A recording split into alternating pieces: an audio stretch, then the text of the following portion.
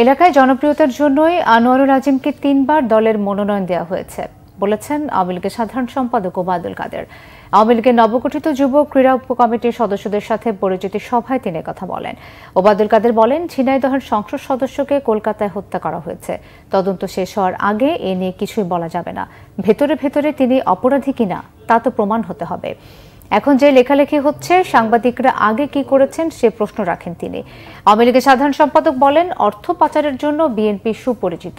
অর্থ পাচারকারী ছিলেন তারেক রহমান ও আরাফাত রহমান কোকো। নিজেরা যে অপরাধে অপরাধী বিএনপি, এখন অন্যের উপর সেই অপরাধের দায় চাপাতে চায় বলেও মন্তব্য করেন তিনি। অর্থনীতি কিছুটা ঝুঁকির মুখে। দ্রব্যমূল্যের ঊর্ধ্বগতি সরকার অস্বীকার করছে না, তবে সরকার ঘুমিয়ে নেই। সমস্যা সমাধানে আন্তরিকতার কোনো ঘাটতি নেই বলেও মন্তব্য করেন ওবায়দুল কাদের। সে কি ছিল সেটা বড় কথা।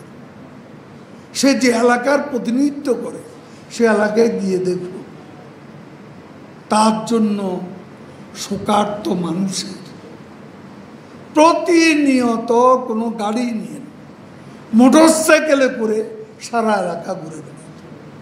তো তাকে আমরা তৃতীয়বারও নমিনেশন দিয়েছি তার জনপ্রিয়তার জন্য।